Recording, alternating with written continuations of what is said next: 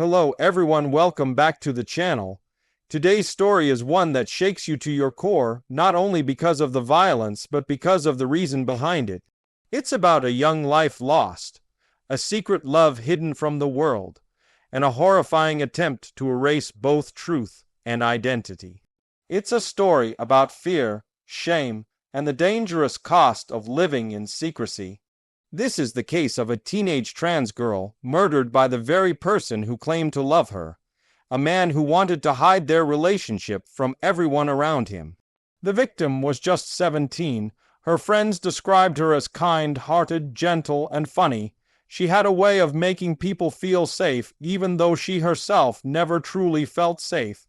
She was open about her identity to those who she trusted, but careful with everyone else. In her small town, people still whispered about anyone who dared to be different. For her, being open wasn't easy. Every day felt like walking through a crowd that might turn on her at any moment. But even in that fear, she wanted love like any teenager would. She met him, the man who would later be accused of ending her life, through mutual friends. At first, it was a friendship. They texted constantly, shared jokes, talked about music, and slowly, it turned into something more. But from the start, there was a problem he didn't want anyone to know. He told her that people wouldn't understand, that his friends would never accept it. He asked her to keep everything secret. She agreed, hoping that someday things might change, that love might be stronger than fear. For months, they met in quiet places late at night, in parked cars, or at his house when no one else was home. She started believing that maybe, just maybe, he cared for her enough to stop hiding, but the pressure was building. He was terrified of being exposed, and that fear, that obsession with what people would think, began to twist into anger. He started blaming her for the risk, for the possibility that someone might find out. What began as love was turning into something darker. Friends later told investigators that she had mentioned feeling scared, that he was jealous, controlling, and sometimes cruel. He would insult her and then apologize. He would disappear for days and then come back saying he couldn't live without her. She wanted to leave him, but it wasn't easy. She still cared. She still hoped he might change, and that hope would cost her everything. The night it happened, she told a friend she was going to meet him. It was supposed to be just a talk, a chance to fix things. She said she wanted closure. It was late when she left home, promising to be back soon. That was the last time anyone saw her alive. Hours later, neighbors reported hearing an argument near an empty lot on the edge of town. They heard shouting, a man's voice, angry, sharp.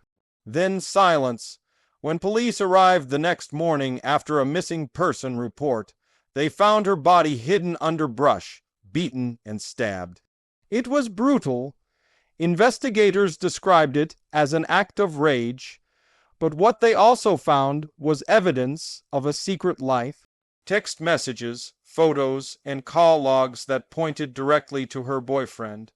They brought him in for questioning. At first, he denied everything. He said he barely knew her. But when confronted with the messages, the photos, the calls, his story changed. He broke down and said he didn't mean for it to happen, that he just wanted to stop her from telling people about them. Then came the most chilling part. In one recorded confession, when detectives asked what he thought after the act, he said, "She's in hell now."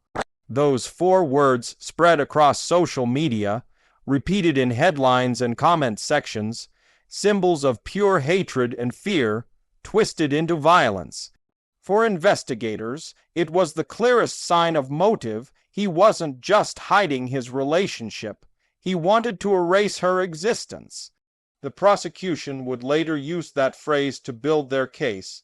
They argued that this was not a crime of passion, but a planned killing. That he had been searching for ways to silence her.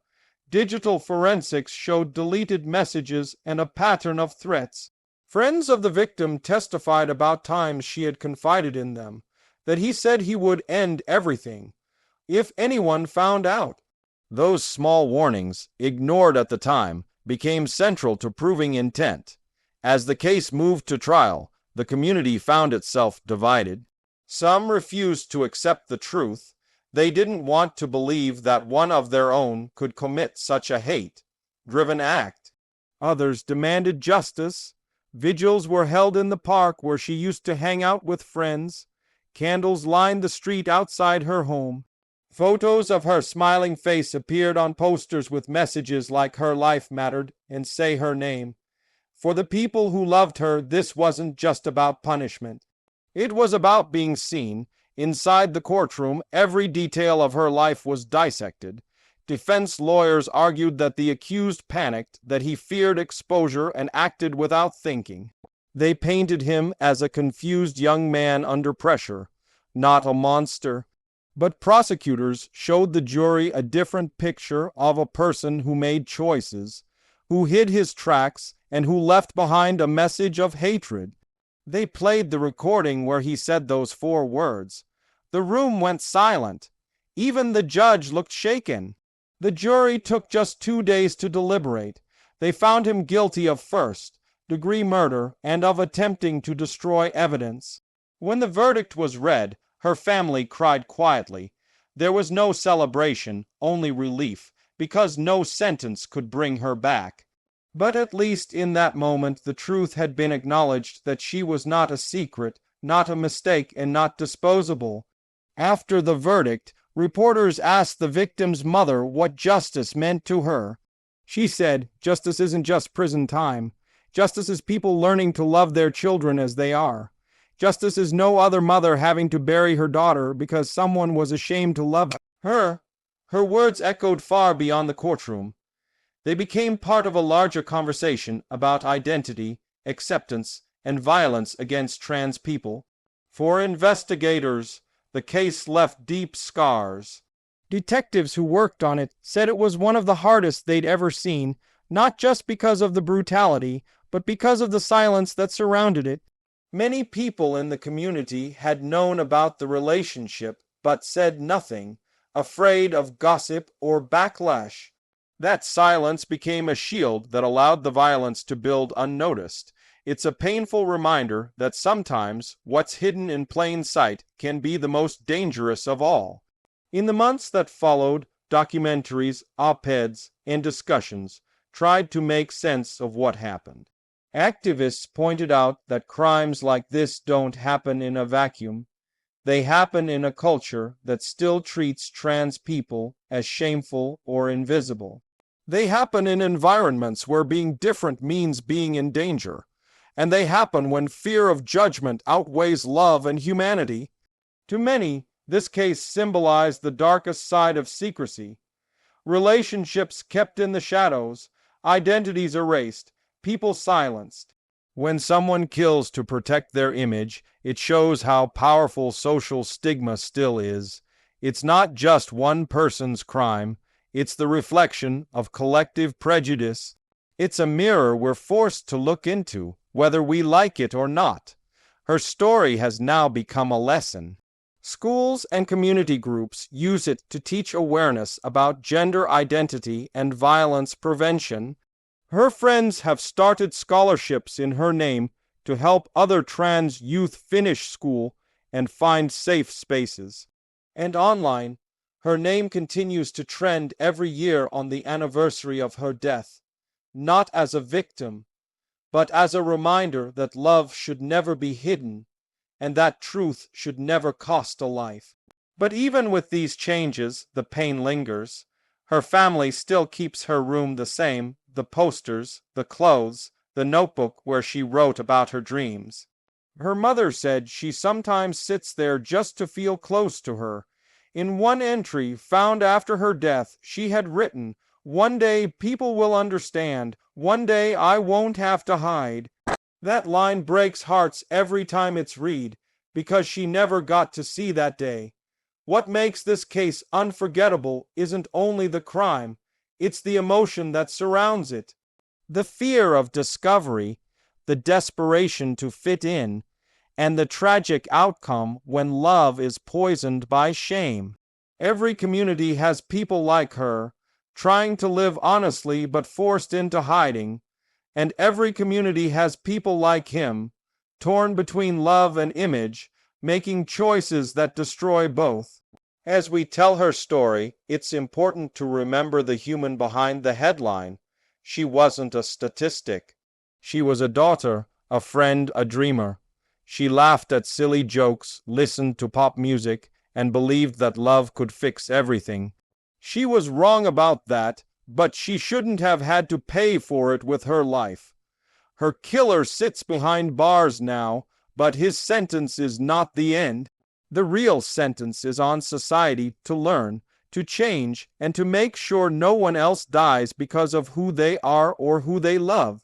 If anything good can come from this horror, it's awareness. Awareness that words and secrets kill. Awareness that silence is complicity. Awareness that every life, no matter how different, deserves safety and dignity.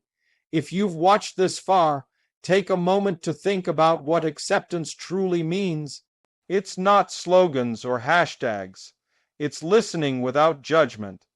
It's standing up for those who are mocked or threatened. It's refusing to let ignorance dictate how we treat one another. Because every time we stay silent, someone else ends up hiding or worse, dying. This is not just a story about a crime. It's about all of us, about how we create the world we live in, one decision, one word, one act at a time. It's a story about truth hidden in plain sight, and a girl who paid the ultimate price for someone else's fear. Thank you for watching. If you believe stories like this should be told with respect and truth, please like, share, and subscribe. Together, we can keep the memory of those lost alive, and we can keep fighting for a world where love doesn't have to hide.